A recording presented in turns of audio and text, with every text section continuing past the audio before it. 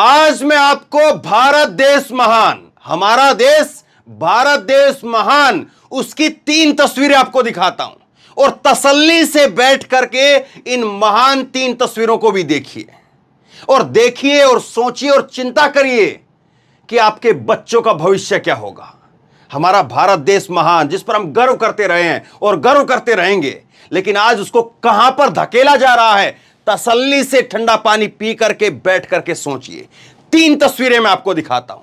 यह पहली तस्वीर आपको दिख रही है और इस तस्वीर के अंदर आपको दिख रहा है एक मुस्कुराता हुआ चेहरा एक पुलिस वाले का, लेकिन देखिए कितना जहर भर दिया गया है। एक ये पुलिसकर्मी है और ये पुलिसकर्मी चलती हुई ट्रेन के अंदर अपने साथी सीनियर एएसआई को गोली मार देता है और साथ में 3 मुसलमानों को गोली मार देता है। आज सुबह 5:30 बजे की घटना है। ये चलती हुई रेल के अंदर जयपुर से मुंबई ट्रेन जा रही थी और उस ट्रेन के अंदर ये सिपाही वो गोली मार देते हैं अपने ही एएसआई को। और क्या कहता है सुनिए जरा, अगर वोट देना है, हिंदुस्तान में रहना है तो मोदी योगी कहना है। और उसके बाद में ठाए ठाए ठाए ठाए अपनी ऑटोमेटिक गन से ठोक दिया और वहीं पर निस्ते नाबूद कर दिया। एक अपने सीनियर टीकाराम मीणा, उसको मारा और उसके साथ में 3 मुसलमान बताए जा रहे हैं, आगे आपको दिखाऊंगा मैं, उनको मार दिया। और क्या कहा, अगर हिंदुस्तान में रहना है, वोट देना है तो मोदी योगी कहना है, मोदी योगी ही है, और गोली मार देता है। सोचिए, हमारे भारत देश महान में कभी यह नहीं हुआ, लेकिन आज यह हो रहा है। एक वर्दीधारी वो आज ऐसे काम को अंजाम दे रहा है जिस काम को एक आतंकी के रूप में हम सुनते थे कि कोई आतंकवादी ने ऐसी घटना को अंजाम दे दिया। चलती हुई ट्रेन के अंदर फायरिंग कर दी। दूसरी एक घटना देखिए, यह तस्वीर देखिए। यह है एक ईमानदार, बिल्कुल कर्मठ, बिल्कुल एकदम मजबूत ईमानदार आईपीएस अधिकारी प्रभाकर चौधरी इनका नाम है। और प्रभाकर चौधरी को अपने पिछले 10-12 साल की नौकरी के अंदर 32 बार ट्रांसफर झेलने पड़े हैं और इनका फिर से ट्रांसफर कर दिया गया है। एक बार फिर से इनका बरेली से लखनऊ ट्रांसफर कर दिया गया है। किस बात के लिए? क्योंकि कावड़िए उत्पाद मचा रहे थे, हुड़दंग मचा रहे थे और कावड़िए एक ऐसी जगह पर घुस रहे थे जिस जगह के लिए मना किया गया था। लेकिन उसके बाद में प्रभाकर चौधरी ने स्थिति को कंट्रोल में करने के लिए उन कावड़ियों के ऊपर लाठी चार्ज कर दी और इससे नाराज होकर के किसने? बाबा योगी आदित्यनाथ ने इनका ट्रांसफर कर दिया। ईमानदार, बहुत ईमानदार है, कट्टर ईमानदार है। आगे मैं आपको इनकी पूरी कहानी बताऊंगा।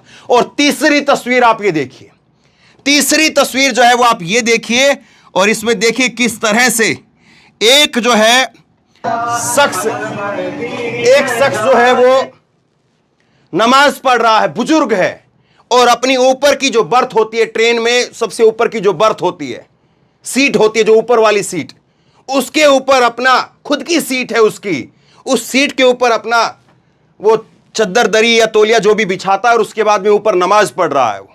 और उसके बाद में उसके सामने बैठे हुए लोग, मैं आपको आगे वीडियो सुनाऊंगा, ये तस्वीरें देख लीजिए।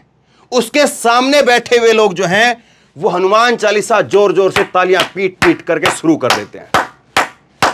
तालियां आप भी बजाइए। हमारे इस महान देश की 3 तस्वीरों के लिए तालियां तो बनती हैं।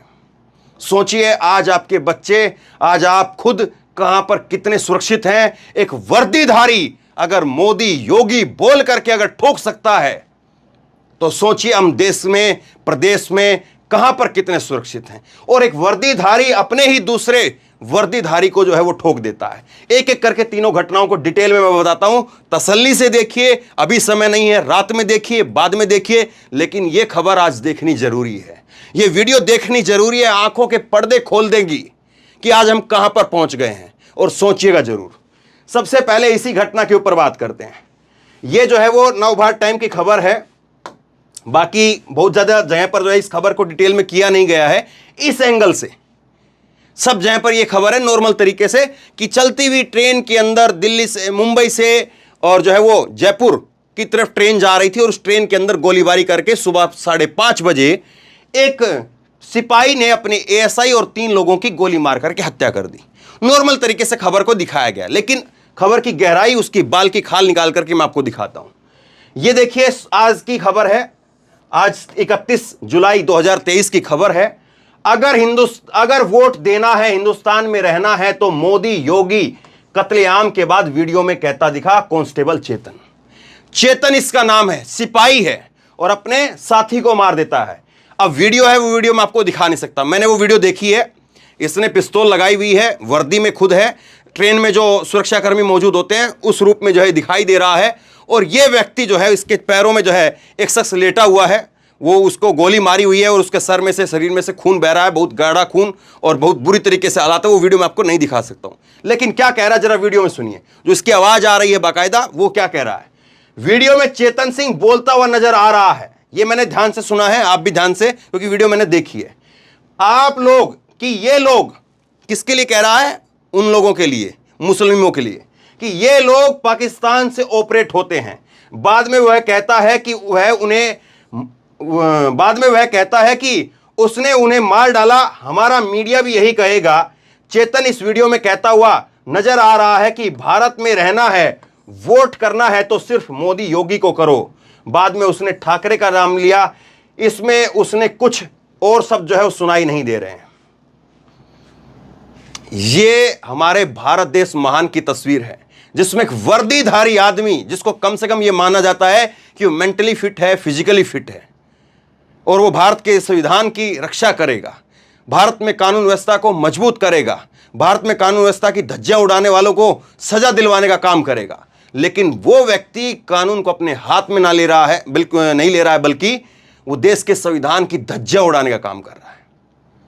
और सोचिए ये जहर कैसे एक वर्दीधारी के दिमाग तक पहुंच गया है। एक नौजवान, हट्टा खट्टा नौजवान, जिसका पूरा कैरियर उसके सामने था, जिसकी पूरी जिंदगी उसके सामने थी, लेकिन वो कह रहा है कि अगर भारत में रहना है तो मोदी योगी को वोट करना है। ये लोग पाकिस्तान से ऑपरेट होते हैं। तो तमाम जो देश के लोग हैं, क्या कहूं मैं इससे ज्यादा। आगे देखिए, ये है वो, जिस समझदार आदमी की और जिस खूबसूरत चेहरे को आप देख रहे हैं, ये, और ये है इसका साथी एएसआई टीकाराम मीणा, सवाई माधोपुर राजस्थान का रहने वाला है। और ये जो है 6 महीने बाद रिटायरमेंट होना था। इसने अपने एक साथी को नहीं बख्शा साहब। टीकाराम मीणा जो है वो एक साथी है इसका, उसको नहीं बख्शा, और 6 महीने बाद इसकी केवल रिटायरमेंट होनी थी। सोचिए जरा। और ये चेतन जो है, ये उत्तर प्रदेश के हाथरस का रहने वाला है और आरपीएफ का कांस्टेबल है। चेतन कुमार चौधरी उत्तर प्रदेश के हाथरस का रहने वाला है। जानकारी के अनुसार हाल ही में चेतन का ट्रांसफर गुजरात से मुंबई कर दिया गया था। ट्रांसफर को लेकर के वह काफी तनाव में था। उसके ट्रांसफर के चलते परिवार तनाव के दौर से गुजर रहा था। बताया जा रहा है कि एक दिन चौधरी समेत 4 सदस्यीय आरपीएफ की टीम ने दादर पोरबंदर सौराष्ट्र एक्सप्रेस को सूरत स्टेशन तक एस्कॉर्ट किया था। उसके बाद में टीम वापसी यात्रा में वह escorting party Jaipur Mumbai central express की सुरक्षा कर रही थी। जिनको सुरक्षा का जिम्मा था साहब, वो लोग मार दे रहे हैं। और देखिए क्या कहानी जो है, मुझे तो एक कहानी लग रही है। कोई परिवार से तंग है या कोई और किसी चीज से तंग है तो वो मोदी योगी और इस तरह की बातें क्यों कहेगा। परिवार से तंग है तो वो मार देगा या गालियां देगा या मां बहन की गालियां देगा या कुछ और गालियां देगा। आमतौर पर जो होता है, मैं वो आम जो धारणा है या साइकोलॉजी जो है उसके हिसाब से मैं आपको बता रहा हूं। कोई भी व्यक्ति जो परिवार से परेशान है या घर से परेशान है या ऑफिस से परेशान है, किसी और चीज से परेशान है, कोई प्रेमिका से परेशान है, कोई पत्नी से परेशान है, कोई पति से परेशान है, कोई बेटे से परेशान है, कोई पिता से परेशान है, तो वो आपने सुना है कि किसी व्यक्ति को ठोक दे और ठोक करके कहे कि वोट देना है तो मोदी योगी को वोट देना है। आपने सुना है कहीं पर ऐसा? क्या मैंने तो आज तक नहीं सुना। लेकिन देखिए अब चलिए, और ये देखिए एएनआई के हवाले से जो है खबर आई है कि सुबह की ट्रेन थी ये, और कोच B5 में जो है इस वारदात को जो है वो अंजाम दिया गया। थोड़ी देर बाद में ये खुद जो है, ये बहादुर आदमी जो मोदी योगी को वोट दिलवाने की फला की बात कह रहा था, और ये कूद गया, ये ट्रेन से कूद गया साहब। बाद में जो है इसको आगे चल करके मुंबई में जो है इसको हिरासत में ले लिया गया। सुबह जो है वो 5 बजकर के 23 के आसपास की घटना बताई जा रही है। सोचिए जरा, सुबह सुबह इस घटना को अंजाम दिया गया। सुबह सुबह इसकी ये मानसिकता थी। अब आगे दिखाता। और दूसरा देखिए, ये जो रिटायरमेंट होने वाले हैं, ये जिन्होंने इसने अपने साथी को जो मारा है, एएसआई है, रिटायरमेंट होने वाला है, इसके गांव के सरपंच ने बताया, श्यामपुरा गांव के पूर्व सरपंच रामधन मीना सिंह ने बताया कि टीकाराम के 1 महीने पहले ड्यूटी पर गए थे और जाते वक्त उन्होंने कहा था कि 4-5 महीने बाद रिटायरमेंट है, फिर उसके बाद घर लौटाऊंगा। टीकाराम के पिता रामकरण मीना, मां भूरी और पत्नी बर्फी देवी, एक बेटा और एक बेटी है। बेटे का नाम दिलकुश मीणा की शादी हो गई है, लेकिन वह प्रतियोगिता की तैयारी करता है, जबकि बेटी की पहले ही शादी हो चुकी है। तो यह भी सोच रहा था कि चलिए अब रिटायरमेंट के बाद में अपना परिवार के साथ में वक्त बिताऊंगा, लेकिन क्या पता था कि एक जो है वो जहरीली मानसिकता का शिकार हो जाएगा। अब देखिए कुछ एक इस पर जो प्रतिक्रिया आई वो मैं आपको बताता हूं। रवीश कुमार का इस पर ट्वीट आया है। रवीश कुमार कह रहे हैं कि सांप्रदायिकता इंसान को मानव बम में बदल देती है। एक सांप्रदायिक आदमी वो मानव बम में तब्दील हो जाता है और कहां पर फट जाए वो कोई कुछ नहीं कह सकता। जैसे ये सिपाही, ये वर्दीधारी जो फट गया, ये फट गया। मयंक ने लिखा है कि अगर ये वीडियो सच है, वो जो वीडियो की मैं बात कर रहा हूं ये वीडियो है, लेकिन मैं आपको दिखा नहीं सकता हूं। अगर ये वीडियो सच है और ऑडियो भी सच है तो फिर आप बिल्कुल ठीक नाजी जर्मनी होने के मुआयने पर आ खड़े हुए हैं। अब तो देखते जाइए भी कहना आपसे, अब तो देखते जाइए भी नहीं कहना है आपसे, बधाई हो, आपने बना लिया वही देश जिसके लिए आपने 2014 में मोदी जी को वोट दिया था। अब करते रहिए बड़ी बड़ी बातें, हाईवे चाटिए, विदेश में नाम गिनवाइए और बस किसी दिन आपको खबर मिलेगी कि आपके बच्चे फला किसी ट्रेन में जा रहे थे, फला किसी बस में थे, फला जगह पर थे और किसी ने उसको कह दिया कि मोदी योगी उठाएं ठाएं ठाएं। गजब का देश है, गजब का समय आ गया है और गजब का चीजें हो रही है। अशरफ ने ट्वीट किया और इन्होंने लिखा कि इतनी नफरत कहां से लाते हैं ये लोग। आज जयपुर मुंबई एक्सप्रेस में एक आरएएफ कांस्टेबल चेतन कुमार ने अपने सीनियर साथी और 3 मुस्लिम यात्रियों की हत्या कर दी। वीडियो में ये लोग हत्या करने के बाद कह रहे हैं कि अगर वोट देना है, हिंदुस्तान में रहना है तो मोदी योगी और यही 2 हैं। ये शख्स ये कह रहा है। एक ट्वीट और दिखाता हूं मैं आपको। पुनीत कुमार ने लिखा है कि मोदी जी का नया भारत मुबारक हो। इस देश के रक्षक आपके भक्ति में भक्षक बन चुके हैं। मृतक आश्रित में नौकरी पाने वाला आरएएफ का जवान चेतन कुमार 3 मुसलमानों समेत अपने विभाग के कर्मचारी को 12 राउंड फायरिंग कर मौत के घाट उतार देता है। उसका कहना है था कि अगर भारत में रहोगे तो मोदी योगी को ही वोट देना है। सोचिए जरा, सोच करके मुझे अफसोस हो रहा है, आपको भी होना चाहिए, क्योंकि हमारे महान देश में ये तो हम बर्दाश्त नहीं कर सकते थे, लेकिन अब देखना पड़ रहा है ये सब कुछ। दूसरी खबर देखिए, ये हैं बहादुर वाकई जिसको कहते हैं कि बहादुर, वो बहादुर हैं ये प्रभाकर चौधरी। और देखिए एक बात को और समझिए, बहुत सारे लोग जो इसको जाति धर्म में जोड़ करके फिर वो करते हैं। ये जहर जो है ना वो कहीं पर भी हो सकता है। अभी जो मैंने नाम दिखाया उसका नाम था चेतन कुमार चौधरी और ये प्रभाकर चौधरी, ठीक है। तो थोड़ा सा ध्यान से, इसमें जातिवादी एंगल घुसा करके, धर्म का एंगल घुसा करके, मैं कहता हूं कि एक भी ऐसा कोई मजहब नहीं है, ऐसी कोई जात नहीं है जो 1000% जो है वो करेक्ट हो। मैं कहता हूं हर धर्म में, हर मजहब में, हर जाति में, हर कहीं पर, हर परिवार में आप 10 लोगों के कुनबे को ढूंढ लीजिए, उसमें 2 आदमी आपको गलत मिलेंगे, 2 आदमी सही भी मिलेंगे। ये पूरे दुनिया का ट्रैक रिकॉर्ड है, केवल भारत का नहीं। खैर, बात पर आते हैं, मुद्दे पर बात करते हैं। यह है प्रभाकर चौधरी। उत्तर प्रदेश की बरेली की घटना है। कांवड़ियों पर लाठीचार्ज किया था तो एसएसपी का तबादला कर दिया गया और पुलिसकर्मी निलंबित कर दिए गए, सस्पेंड कर दिए गए। एसएसपी साहब को उनके पद से हटा करके भेज दिया गया, बरेली से लखनऊ भेज दिया गया। और सोचिए, ये वो शख्स है जिसकी मैक्सिमम जो ड्यूटी रही है अपनी पूरी जिंदगी में, इसकी जो अभी तक का जो इसका कार्यकाल रहा है, 10-12 साल का जितना भी इसका, 2010 के आईपीएस हैं ये, 13 साल का लगा लीजिए। 1 साल ऐसा हुआ है जो मैक्सिमम इसने ड्यूटी की है कहीं पर, मेरठ के अंदर, सिर्फ 1 साल।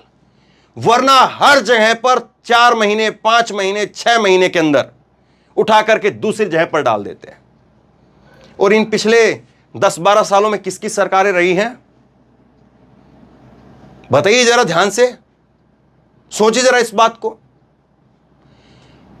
अगर कांवड़ियों के ऊपर फूल बरसाता तो योगी आदित्यनाथ हो सकता है इसको सम्मानित करते हैं, लेकिन कांवड़ियों के ऊपर लठ बजा दिए। क्यों? क्योंकि कांवड़ियों से कहा गया कि आप इधर से नहीं गुजर सकते हैं, यह रूट आपके लिए नहीं है, लेकिन वो उत्पाद मचाते हुए वहीं से घुस गए जहां से उनके लिए मनाही थी।